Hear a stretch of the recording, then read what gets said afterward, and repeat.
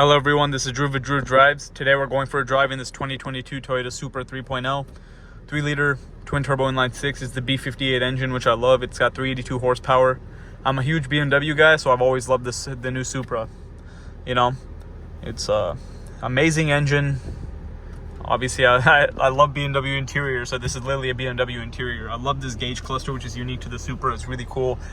Paddle shifters. This has like the two-tone steering wheel look. You got I believe this is like a BMW iDrive 6. It's like the older version. This is definitely not iDrive 7 or iDrive 7. It's pretty basic, but it gets the job done. Touch screen, as well as you use your iDrive controller down there. Use your sport button, and here's your normal BMW shifter. You have a backup camera with parking sensors as well. I've never gotten a chance to drive the manual Supra, which I want to try out. I drive the manual G80 M3, which is awesome. I'm pretty sure it's going to feel really similar to that. And here's your wireless charging tray. Pretty, the interior is definitely a little bit cramped. I mean, it's a coupe and everything like that. It definitely feels really constricted in here, to be honest. But yeah, I mean, that's the point of it. But the seats are really comfortable. BMW makes them, BMW design and everything is comfortable. I never really understood why people were mad that Toyota partnered with BMW for this, because it's a BMW. What's wrong with that? Who cares? BMWs are awesome. It's one of the best brands in the car industry. So I don't know why people were complaining. I mean, like, if they partnered with like a bad company, I would understand. And they're like, oh, reliability. Well, the B58 has proven to be a pretty reliable engine.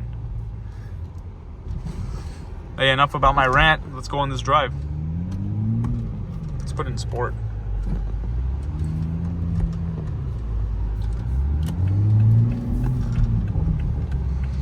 And the B58, as I said, sounds amazing. You can hear those little crackles.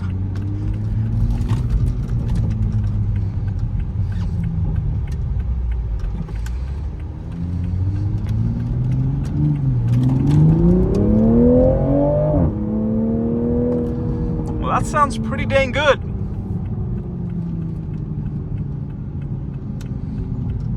I've driven the new Supra very extensively. I've driven a bunch of them. And they drive amazing. Like, handling is incredible. It's a small coupe, so you expect the handling to be good.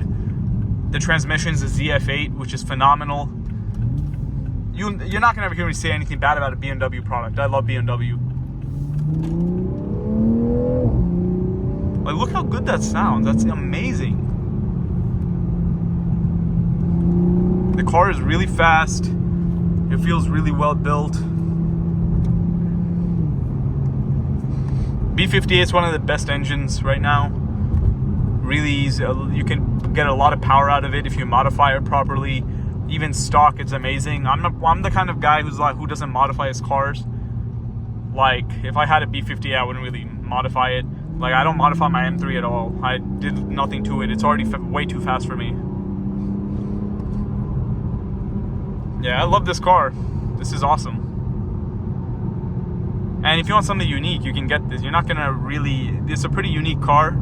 If you want something with character, you can get the new Supra. Man, I want to drive that manual one. I just haven't had a chance. It's really hard to find them, because they only came out like a year ago, and then, like, they're not very common. But Toyota should have released the manual transmission at the beginning. Why would they? That's why the new Supra got so much criticism, because it didn't offer a manual transmission. A lot of the negative press on the car would have been avoided if they came with a manual from day one. I don't understand that. And then they were like, when they finally realized their mistake, and they're like, let's finally add a manual now. I think that was a weird move that they did by not offering a manual from day one. Because that's the whole, like, market and demographic of this car. They want to get a manual transmission on this vehicle, right?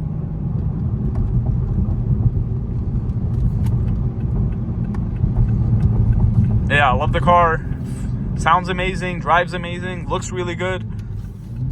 This car has my seal of approval for sure. I love it. Thumbs up from me all around.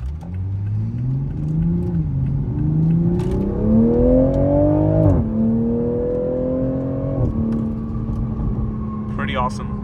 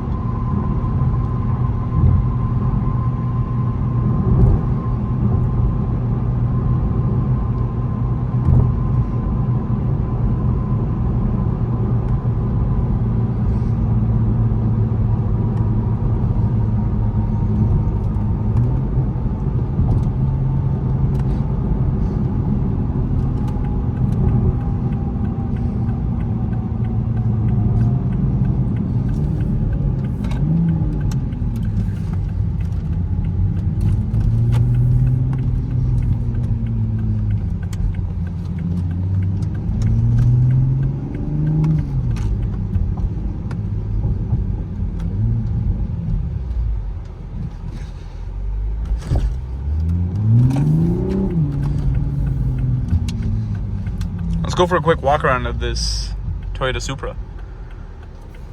It's finished. It's in white color with red. Pretty cool.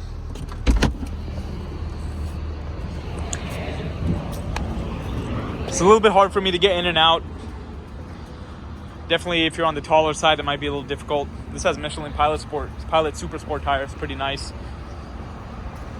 I like how in the headlights there's like these little red accents on the projectors. Pretty cool.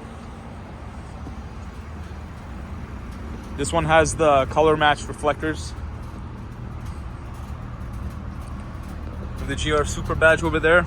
That's like your reverse light down there. It's a pretty good looking car. I love the wheels. I love the brake calipers, and the calipers say Toyota Supra on them, which is nice.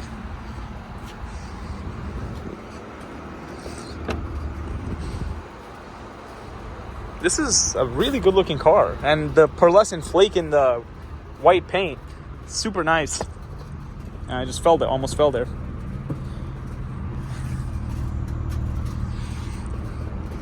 Let's pop the trunk so we can take a look in the trunk. Yeah, that's interesting.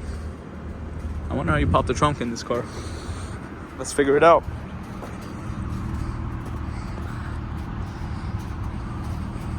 That's whatever. I like to have the door sills say Toyota Supra on it. Nice solid thud to the door.